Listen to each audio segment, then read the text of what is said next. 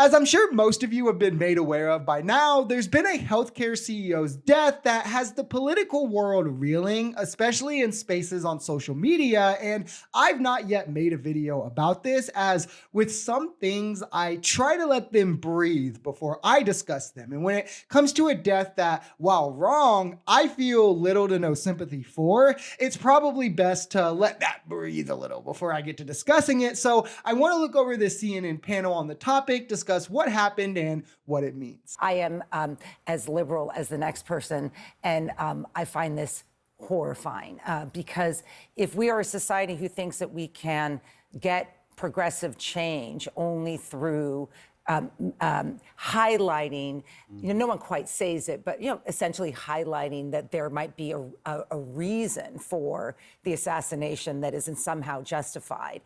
We are no longer a civilized society. I really believe that. I feel quite strongly on it. And people, I agree. And the NYPD is getting in this too, so that it sort of fits this whole thing, like the big man. We're going after the man, like the NYPD and healthcare. And I don't know the motivation of the person. We actually have some examples of what we're talking about here. Things like, unfortunately, my condolences are out of network. Prior authorization is required for thoughts and prayers. I can't even pretend to care. I hope he's looking up at us.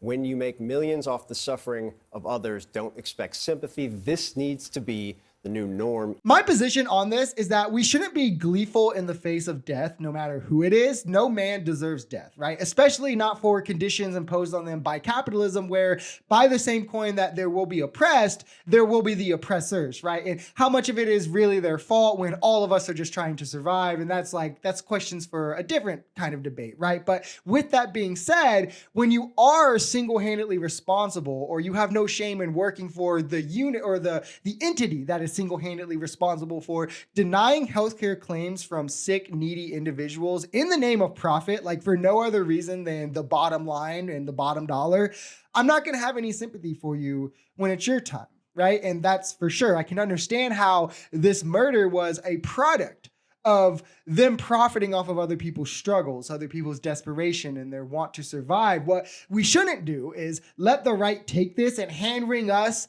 for like sympathy for the CEO or something here. Because remember, just a few short years ago, when this was George Floyd being brutally murdered instead of a billionaire, the right laughed at him. They mocked at him. They said he wasn't murdered, that he deserved it for nothing more than being black and on drugs. But when someone who is actually responsible for massive amounts of death in the name of profit, he has let people die for money. Like, let's not gloss over that. This is what the healthcare industry in America is. They want to pretend the world needs to stop for this billionaire. Like, give me a break. I mean, it was the fentanyl that killed him anyway, not the gun. He clearly overdosed. Percentage of people in a Gallup poll, quality of healthcare coverage is excellent or good, 28%.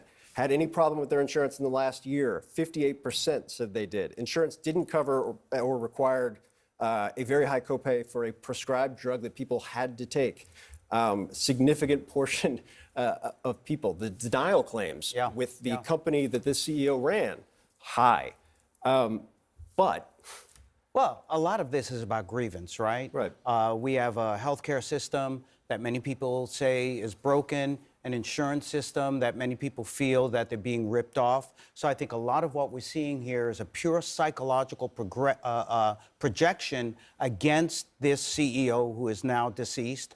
And in many ways, we're talking about not just grievance, but people feeling disaffected, disillusioned, angry, not just with the insurance companies, but this is about a class war, a culture war, people feeling now they are justified in expressing a lot of their anger and rage, because that's what we're seeing. And again, want to stress before I go in here, we should never cheer on or ask for these things to happen or for death just in hopes that it enacts change. But when it happens, I think we should focus more on the root cause, the conversation, rather than the symptom, which is unfortunate. Any human life being ended again is tragic and not something we should push for ever. But when it's a billionaire CEO who we know didn't and would never have shed a tear for those he's killed through denying their claims because, it wasn't profitable enough, I'm not going to shed a tear back for him, nor am I going to make him the focus of this conversation like he's the victim or he's some hero or,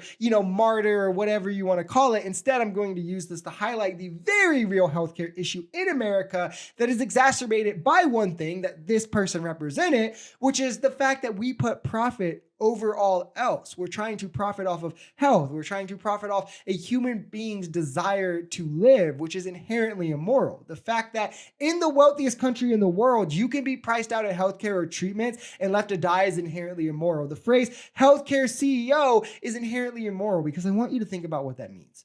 It's one guy, this guy in this instance, with enough money that he was probably born into, and if he wasn't, he stole from others' hard work, that he's decided he wants to use this money to put himself in a position to play God over thousands, if not millions of people's lives in hopes that he can, rig the system to make a bottom line amount of dollars from it. And if he loses a couple hundred of thousands of lives getting there, then oopsies. Like if we don't want this kind of rage and vitriol that might spark these kinds of actions, then we probably shouldn't be trying to profit off the most desperate, struggling people in the country.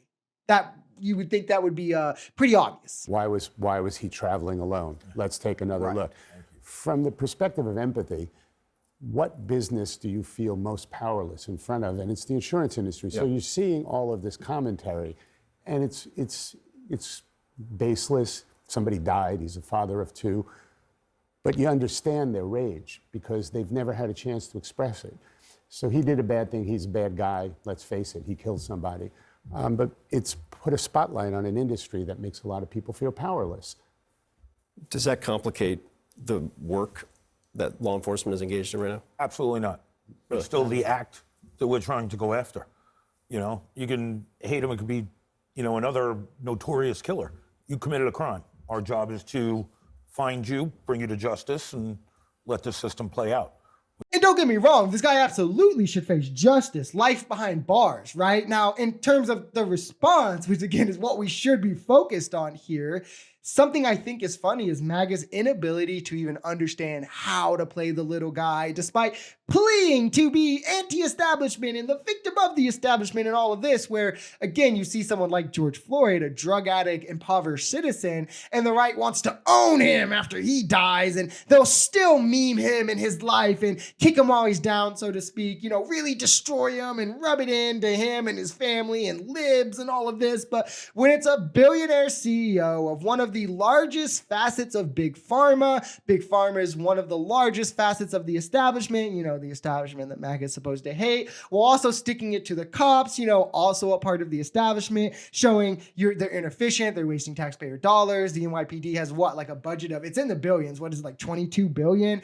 And this guy got away on an electric bike or something like that, right? Like when this happens, MAGA is like, oh my God, we must show sympathy and we all need to cry for this man and we have to rid of the radicals who are using incendiary rhetoric to cheer on his death. Like, yes, you shouldn't cheer on the death. You shouldn't post making fun of it. You shouldn't do any of these things. But one thing I can say is the last person who should be telling anyone not to do that is someone who mocked like an innocent black man who was murdered because he was on drugs and deserved it, or who was the Democratic congresswoman who was like shot in the face, or mocked Paul Pelosi when he was attacked, and mocked Gretchen Whitmer when she's kidnapped, all of these things. But then when the tables are turned, it's like, we can't allow this. Like, no.